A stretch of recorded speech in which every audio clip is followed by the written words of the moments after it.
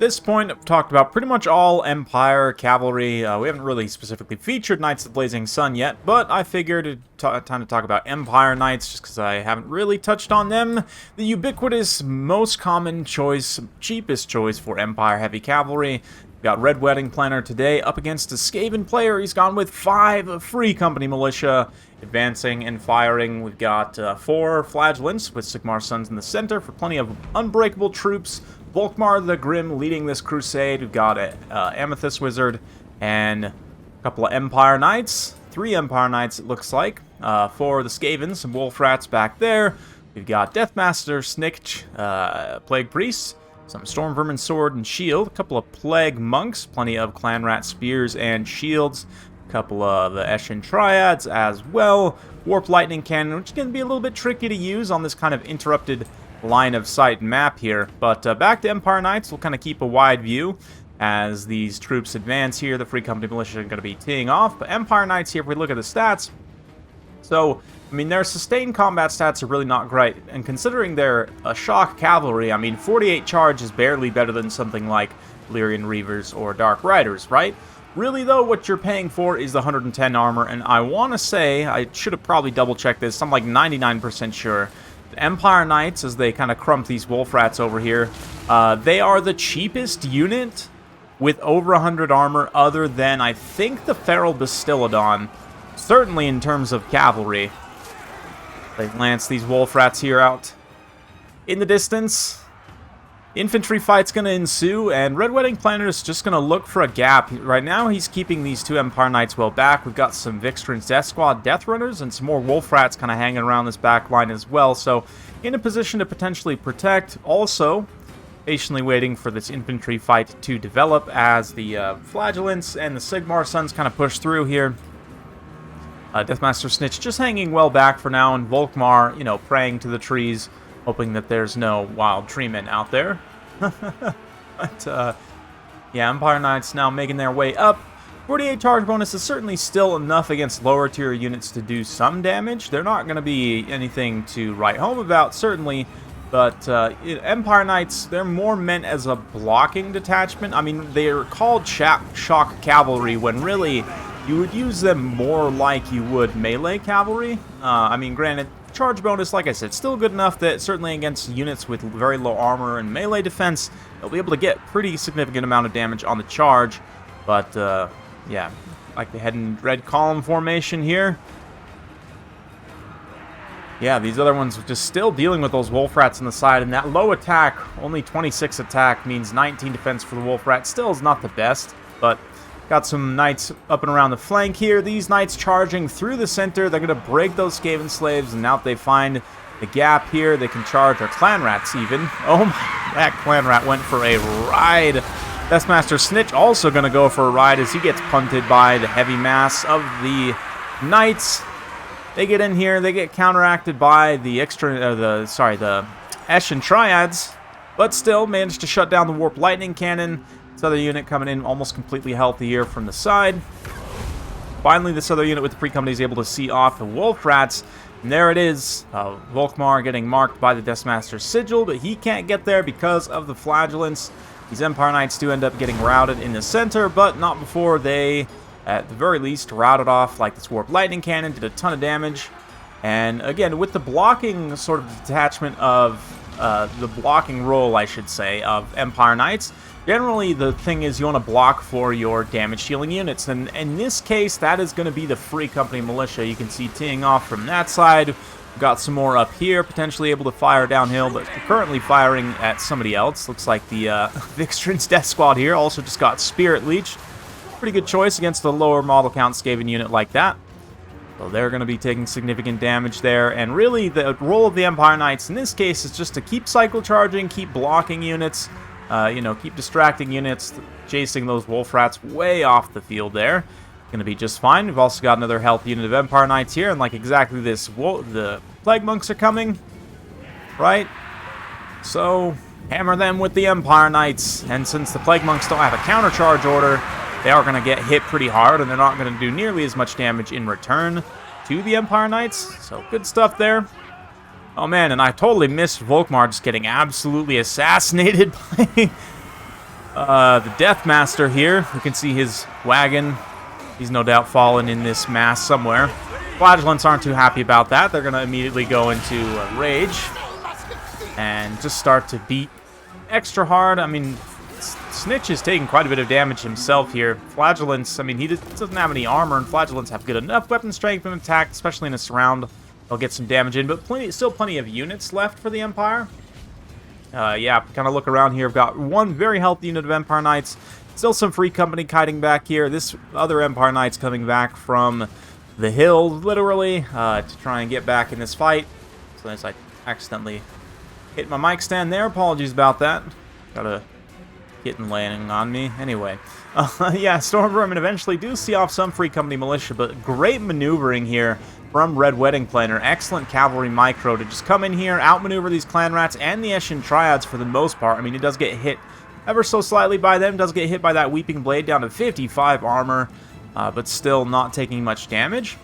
Meanwhile, the Flagellants just continuing to hold this low ground here, beat through all this Skaven chaff. Deathmaster Snitch hasn't taken much damage since last time we checked in with him, but still not all, probably doing some damage, but not too much. The Empire Knights and the Free Company and the Amethyst Wizard, though, securing this high ground here, just finishing off these Storm Vermin. Now the Eshin Triads and the Clan Rats are next. Triads, obviously, just like the Death Runners, have very little armor, will get hit pretty hard by the Free Company and by the charges of the Empire Knights. This Empire Knight doing a great job just ping-ponging between different targets. You know, immediately once they get their charge, they pretty much are charging into the next group of Skaven, which is exactly what should be doing. Like here, they're going to even linger a little bit. The Weeping Blade does mean they've taken some damage there, but not too much. Might rout, but they're feeling okay. This other unit of Empire Knights, about half HP. 29 unit models still left. And there is a full health unit of Summoned Plague Monks here that they've got to go after. So, nice side charge here. And the damage is pretty good. I mean, they do a decent amount of their HP and damage. Again, nothing really, in comparison to most other heavy shot cavalry, they're probably the worst charge bonus, but the Plague Monks won't do much damage at all in return because they didn't get their charge. And I mean, they're just summoned units. They fall over pretty quickly anyway. Empire Knights, at this point, from a victory condition perspective, really just need to keep the Free Company secure long enough to gun down what's left of the Skaven army. This is potentially a problem, though. Warp Lightning Cannon is back online. The crew has managed to sneak back in, get things going. They're going to now try and shoot the Amethyst Wizard. Absolutely the right call here. Get rid of the leadership for the Empire. So let's see how Red Wedding Planner can finish. Skaven games sometimes get very kind of chaotic and wild and spread out all over the field. Red Wedding Planner's managed to do a pretty good job of keeping his forces somewhat cohesive and able to continue fighting here. And the Free Company, though, look at this. Does the Skaven try and pull back to protect their artillery and just play off of that? They're going to continue to get shot in the back. And at this point, things are looking pretty decent for the Empire, despite the balance of power being very, very close. Still some Skaven summons. Has some Clan Rats pop up. The Deathmaster Snitch does also have Weeping Blade, right? So he can come in and debuff the armor of the Empire Knights so that the Clan Rats can get a little bit more work done. But all it takes is for one Empire Knight to pull them away. The other Empire Knight can then come in. And these very, very tattered light units probably won't be able to protect this Warp Lightning Cannon. They are exactly in a position to block. And the Empire Knights do cancel their attack order. But, I mean, they're just Skaven slaves. They don't have enough mass, especially with that few of unit models, to stop up the Empire Knights. They're able to just pull through, get on the Warp Lightning Cannon. I mean, the Skaven slaves just break anyway, so it's not like they would have held. The Free Company are forming up into one final pocket. Spirit Leech here probably should have been used on Deathmaster Snitch. I mean, this Warp Lightning Cannon's going to be going down anyway, but that's okay. I mean, with this much Free Company, with this much ammo left, I mean, this is what, like a 400-man firing squad at least? Against poor Snitch. Well, considering the losses, maybe more like 300. But Snitch, with his fancy little twirling attacks, routs those Empire Spearmen. The Empire Knights chasing off the Warp Lightning Cannon crew, making sure they can't come back. But just watch the damage now as this concave of Free Company fires in. Just full-on execution of Deathmaster Snitch here. It's absolutely brutal. Even though maybe only like 5% of the shots are landing, Skaven player is doing his best to try and dodge here. Even pops the concealment bombs and runs away, or is at least attempting to. Switches now onto the Plague Priest just to try and trigger army losses. There's a handful of Claneshn units. The Storm Vermin try and make a charge here. But that's it. It's too much. Army losses starts to take hold. And here we go. Empire Knights. One final charge from the back should seal the deal. Free Company actually do get routed. But I believe, yeah, they have a charge order on Snitch himself. Nope. Nope, they don't. They're going to switch over onto these Plague Monks. Get a little charge there. Snitch does his little twirly bird.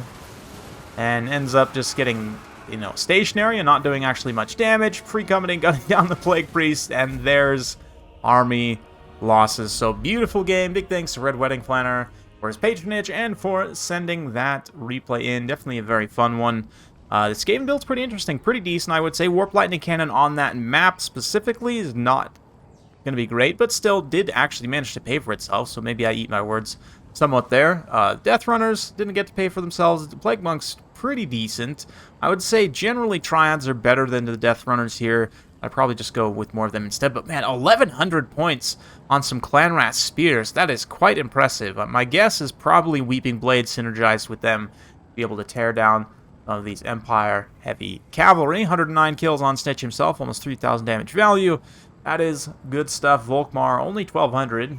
One of the lower values I've seen from him, but that's okay. I mean, the rest of the army did the heavy lifting. Lots of value on the Flagellants. Tons of value on the Free Company.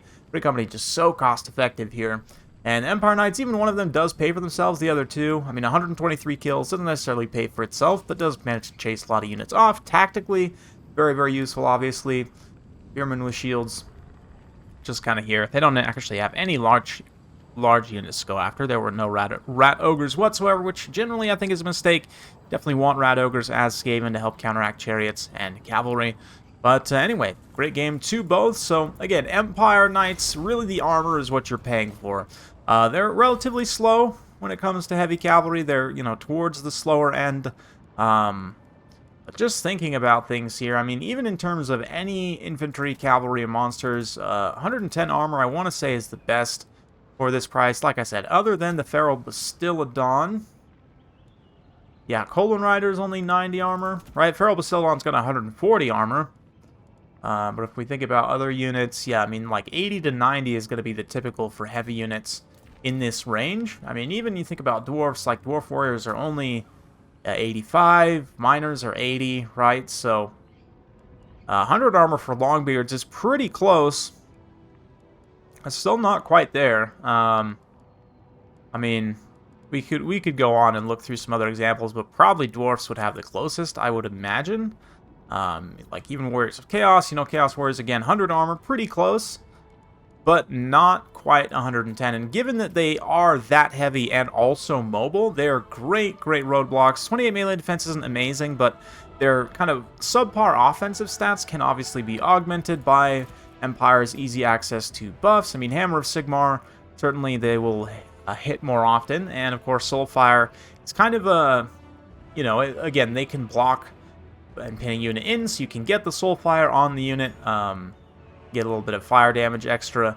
I have plenty of other things too. I mean, with new Lore of Beasts, getting a big first spawn rare on a big blob and then charging in with the Empire Knights, you know, also helps them greatly. So Empire has plenty of access to support to help kind of offset these weirdly bad stats. The charge bonus is still going to be a little bit of a problem just because there's no charge bonus buffs for the Empire, but melee attack buffs and weapon strength buffs can sort of act as surrogate for that.